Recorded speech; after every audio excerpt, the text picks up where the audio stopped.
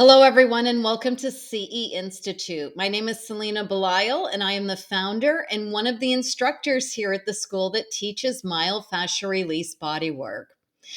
Please subscribe to our YouTube channel because we do have other myofascial videos here, and we are always updating with new video material as well. And you'll get an alert if you subscribe to our channel when we do upload new training materials.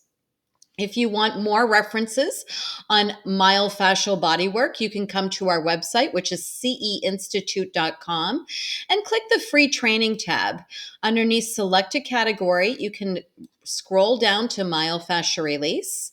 And there you're going to find quite a bit of material of myofascial bodywork and how we teach it here at the school. With myofascial release, there are different thoughts and theories of how to manipulate fascia.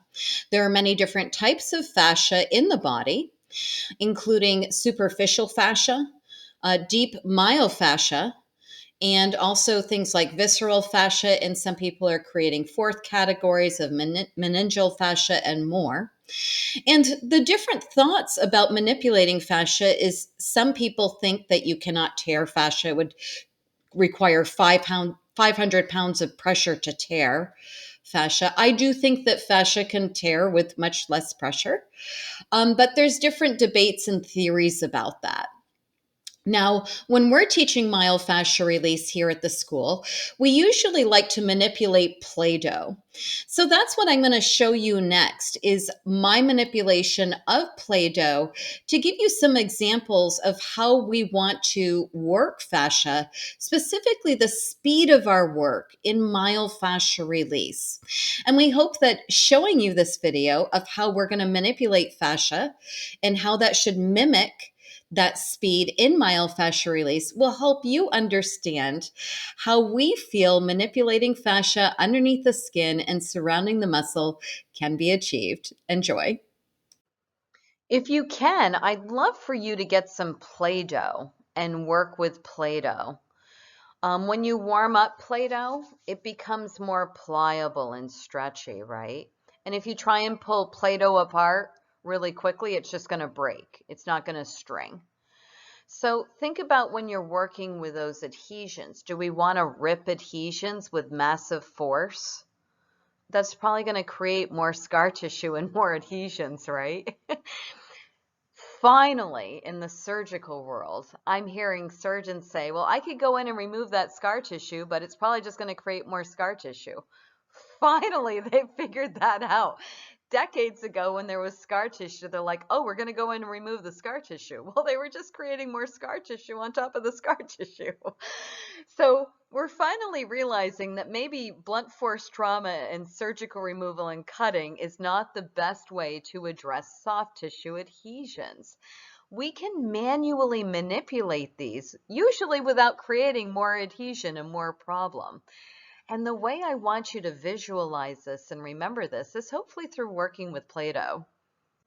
So I'm going to conduct some experiments right here on camera with Play-Doh so you can visualize this when you're working with fascia, okay? And we're going to use the Play-Doh. We're going to pretend that's the fascia.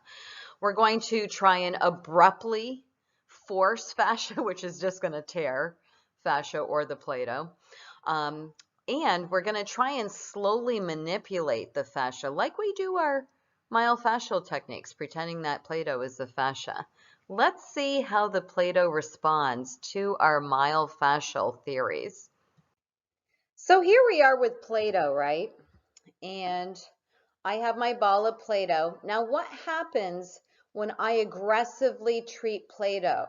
We'll pretend that this is a very thick fascial tubule. When you pull it apart really fast, it breaks, right? So we don't want to just be forceful with fascia. We're not trying to break fascia.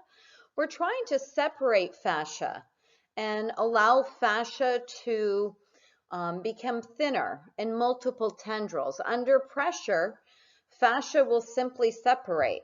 So when you pull nice and slowly, do your long stretching, you'll start getting, better results, right? My next example that I'm going to use with Play-Doh here is on the table. Now, what happens when you're aggressive with fascia? Let's maybe go in here and start manipulating and trying to force it. It just breaks and rips apart, right? So I have the same Play-Doh on the table here. What would happen if I try and slowly manipulate this? I try and slowly spread it. I provide traction. I do palming techniques, okay? There's certain ways where we're going to manipulate fascia, and it's going to be without tearing it. And you're going to get a nice, flat piece of fascia. Okay, it's not going to be abruptly broken. And that's what we're trying to do with the tendrils and that soft tissue of the body known as myofascia.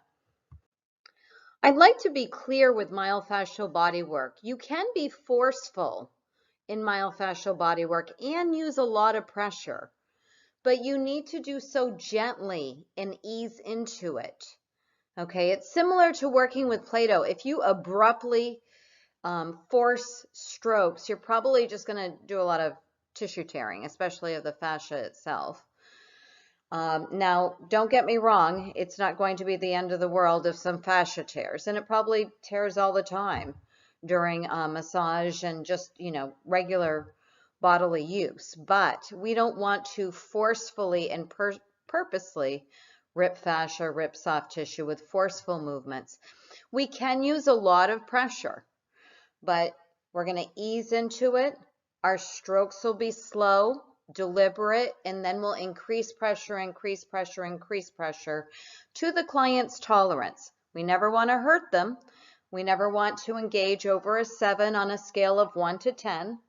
Okay, 10 being intolerable, 1 they can't feel it. On that scale, it should never be above a 7, never, because then you're engaging fight or flight and they're contracting.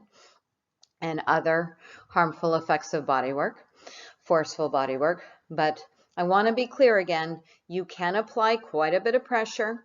You can be forceful, just do so gently. And think about not ripping and tearing Play-Doh. That's the same thing you're going to think about when you're working with fascia.